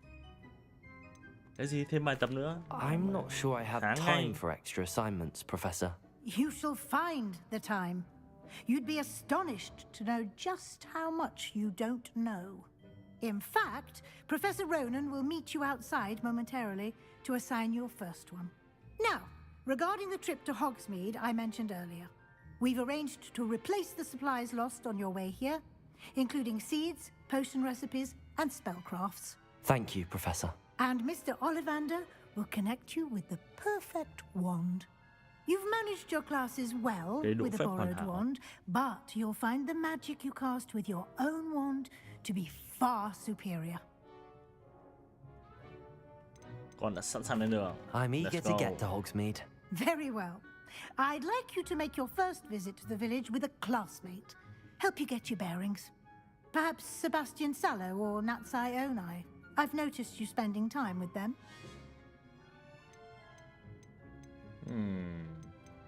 I'd like to go with Sebastian. Glad to hear it. Mr. Sallow is a capable young wizard, and he knows the area. He'll keep you well clear of any of Victor Rookwood's undesirables en route. Rookwood? A rather unsavory local. Best to avoid him and his associates, including his right hand of sorts, Theophilus Harlow, if you can.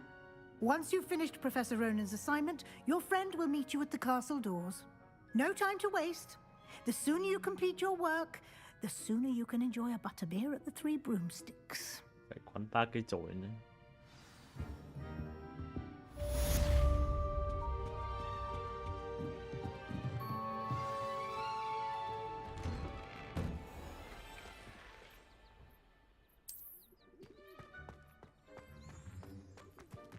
Run. I can't even cast Loom on. Ah, there you are. You have a new spell to teach me, Professor. Indeed I do, and an exceedingly useful one at that. The mending charm, Reparo. Fixes things right up, makes a broken object good as new in the blink of an eye. It seems as if that might come in handy. More frequently than one would imagine. As Professor Weasley mentioned, I am not the only one who will be teaching you spells outside of class in an effort to catch you up with your peers. A number of your professors have agreed to do so as well, but first, each shall ask that you complete a few preliminary tasks to hone your magic. I have arranged some for today. See them through and then report back to me. We will have you casting Reparo in no time. Con sẽ hoàn thành nhiệm vụ. I'll start on the task right away, Professor.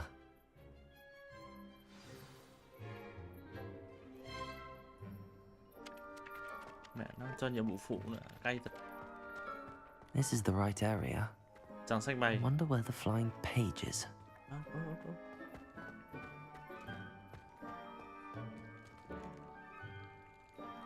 Revelio.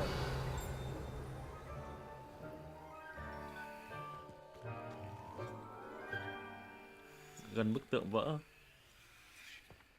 Đấy, cái.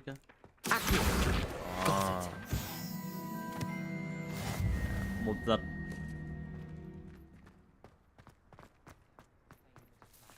Nha. A flying page must be around here somewhere. Wait. Non thôi. Xong rồi. I trust the preliminary I completed the assignments, Professor. Marvelous. You clearly know your way around basic charms. Let us give the old mending charm a try then, shall we? Remember to be deliberate in your enunciation and movements. I want to see some vigor. Now, wand at the ready. Yes, sir. Yes, sir. Remember, your wand is a conduit of your magic. Blah, blah, blah, blah, blah, blah, blah, blah. F. Đấy.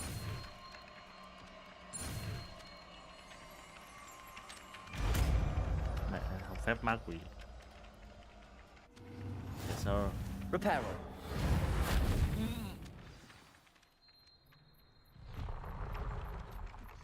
Ghép đồ nữa. That's it. Very good. If you would like to practice mending something, have a go with that broken statue in the alcove by the water. It allegedly symbolized heartbreak. Perhaps a jilted love. Reparo. Chỉ đường cái chứ nhỉ? Xinh mặt đây.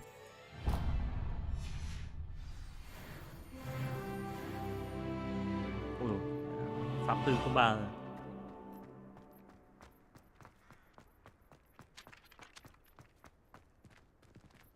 Có cửa này mở cái rồi đơ luôn, có tuyệt vời. There's simply too much information. Xong đây.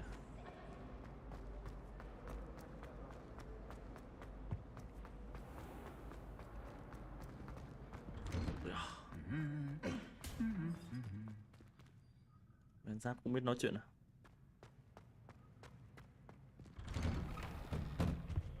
Hogwarts always has another meeting. Well, fancy meeting you here. Hello, Sebastian. Ah, my new charge.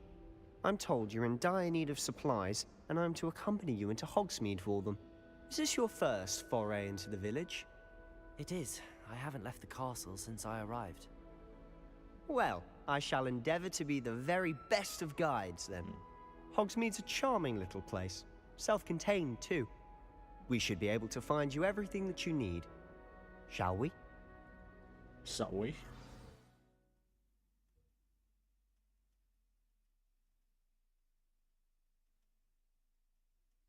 Game này nó có tự lưu không nhỉ anh em? Mẹ cần cây chổi với con ngựa có cánh.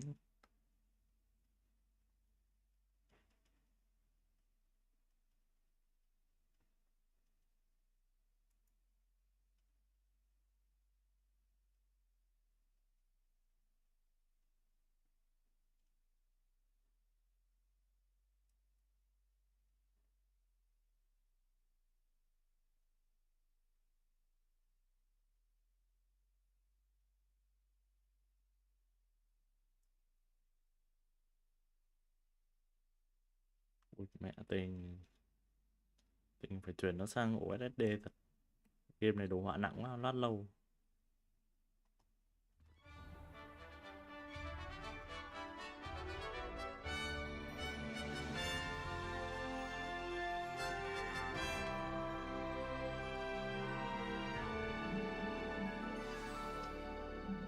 I was glad Professor Weasley asked me to join you today. As am I. Thank you, by the way. Of course. You're the only one who's ever bested me in a duel. The way I see it, I'd be wise to keep an eye on you.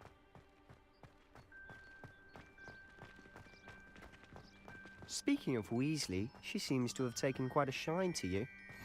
Has she? That's nice to hear. I'm still surprised that a professor would entrust me with anything, given my detention record. Spend a lot of time in detention, do you? Just enough to keep me well-rounded. Speaking of detention, this trip to Hogsmeade might have saved me from one. Glad I could be of service. Madam Scribner, the librarian, was on the hunt for me, as is often the case. Professor Weasley came to retrieve me, and I was able to convince old Scribner that I had somewhere to be. So how did you manage to get on the librarian's bad side? But then... Lumos. Well, I suspect it's a matter of differing opinions. She thinks I shouldn't be allowed in the restricted section, and I, on the other hand, am inclined to disagree. Oh, just one moment.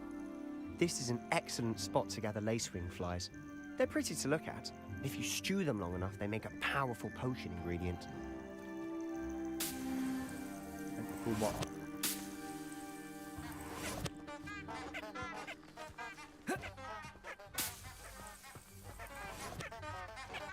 Mẹ hoa lo kèn đúng nghĩa. Cú tét thì.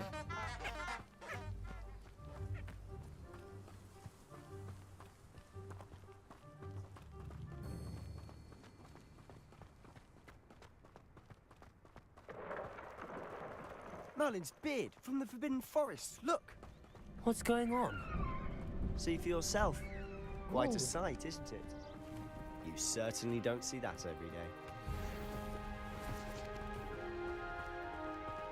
Do you think Poppy's already seen the hippogriffs? Absolutely. Likely already. To the left is the Forbidden Forest. Out of bounds to all students. Oh, hence the name. Precisely. They think it's too dangerous. I think they need to have more confidence in our defensive abilities. Ah, you can see Hogsmeade just past those ruins up ahead.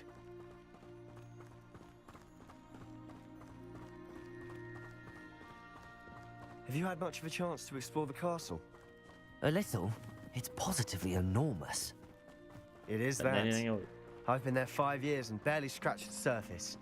Loads to see, places to discover. Oh? Any you'd like to share with the class? Perhaps one day. I can't go around telling you all my secrets now, can I? You still haven't told me how you became so good at dueling.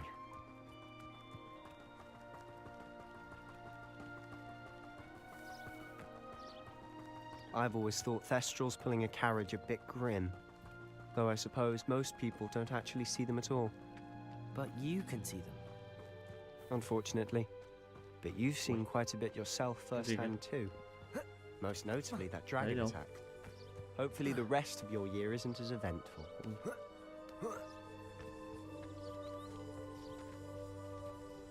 Ủa, không cho đào à? Cái thật.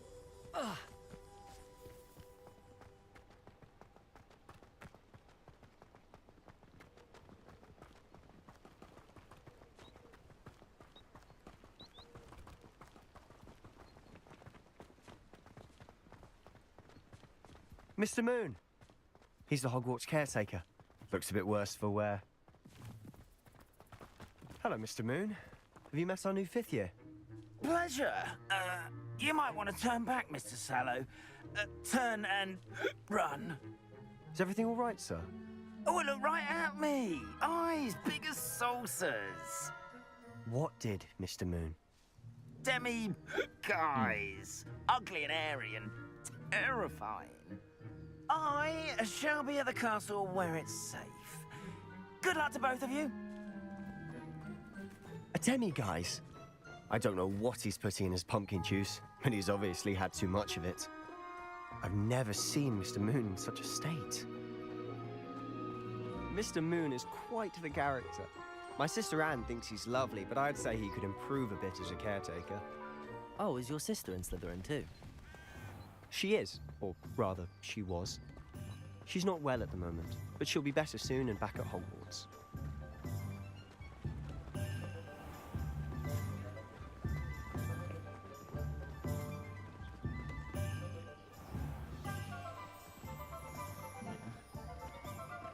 Honestly, if one could bottle the magic of this place, I don't know if it's the shops or the people, but there's just something about Hogsmeade. We all flock to it like moths to a flame.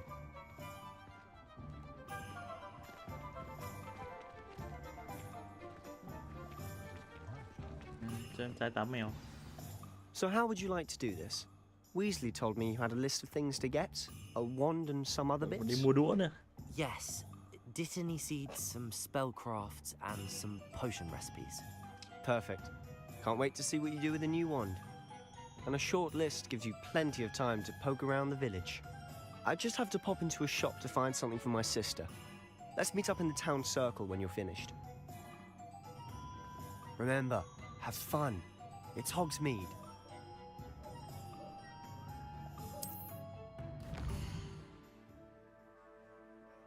Why?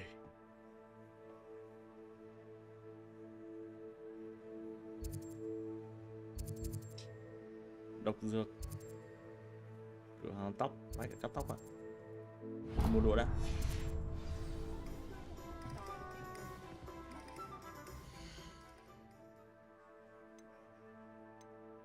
Kho đồ, trang bị, bản đồ, nhiệm vụ.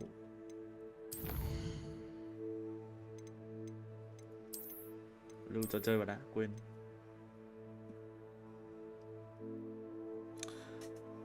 Nghỉ một lúc xong bắn Battlefield anh em ơi. Hôm nay chơi đến đây thôi. Thế nên bắn Battlefield nhá, anh em rảnh vào chơi với mình. Nghỉ một lúc đã.